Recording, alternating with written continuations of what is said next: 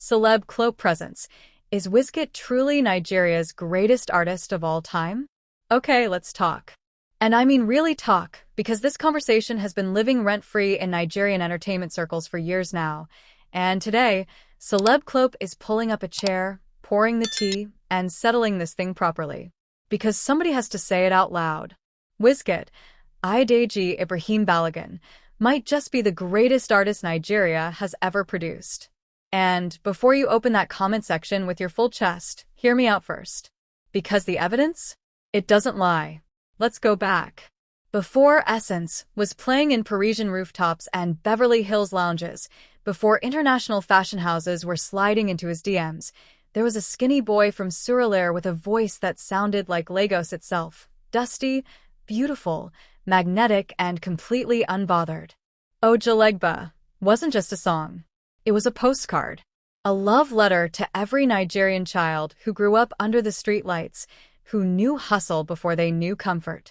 When Drake jumped on that remix, the world didn't discover Wizkid, they just finally caught up to what we already knew. And then came Made in Lagos. Brother, that album wasn't just music. It was a movement wrapped in palm wine and ocean breeze. Released in 2020, in the middle of a pandemic that had the whole world shaking, Made in Lagos dropped, and people forgot their problems. Smile, Essence, Mighty Wine. These weren't just songs, they were feelings. That album turned into a cultural document. Years later, it still lives in playlists. Still soundtracks weddings. Still plays at 3 a.m. when somebody is in their feelings and doesn't want to explain why. That's not a hit. That's legacy. But here's where it gets interesting because Nigeria is not short of giants. You cannot mention Nigerian music without paying respect to Fela Anikulapo Kuti. The man wasn't just an artist. He was a revolution. Fela used music as a weapon, as a shield, as a protest sign. He created Afrobeat with a T at the end, the original blueprint. And he paid for that greatness with his freedom, his body, and his peace.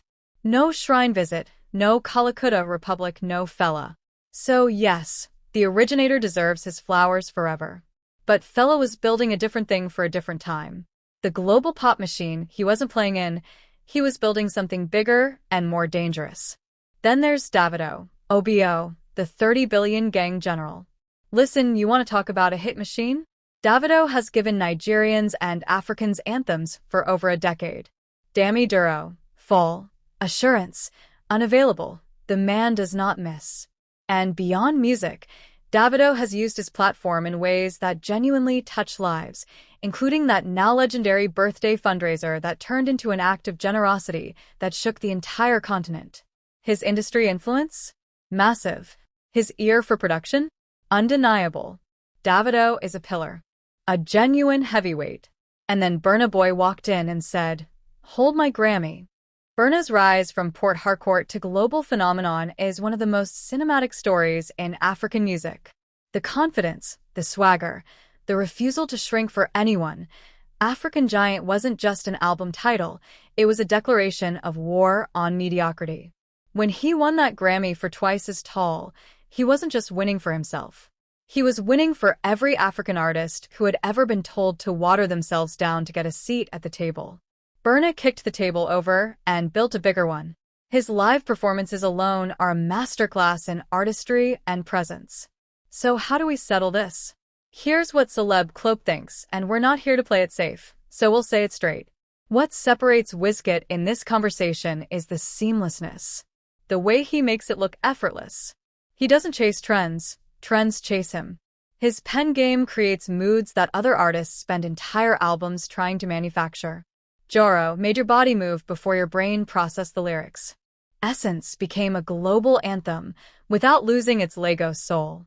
That's the trick nobody else has fully cracked, being deeply Nigerian and globally universal at the same time, without the seams showing. Wizkid's longevity in an industry that chews up relevance and spits it out is not accidental. It's craft. It's instinct. It's that thing that cannot be taught in any studio session. Does that make him the greatest? In terms of global influence, mood, and the kind of quiet, lasting impact that shapes genres? Many would argue yes. Loudly. But this is Nigeria. And in Nigeria, the debate never really ends. It just gets louder, more passionate, and more deliciously unresolvable. That's the beauty of it. That's why we're here talking about it. The Nigerian entertainment industry is built on talent, fire, and the beautiful chaos of too many giants in one space. Wizkid, Fela, Davido, Burna Boy, these are not competing legacies. They are floors in the same building. Each one necessary. Each one irreplaceable.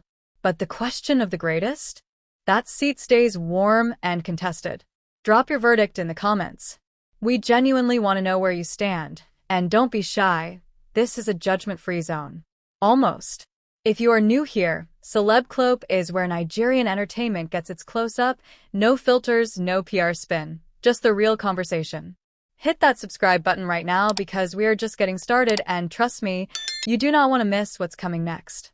New videos drop regularly and every single one is built to keep you talking. See you in the next one.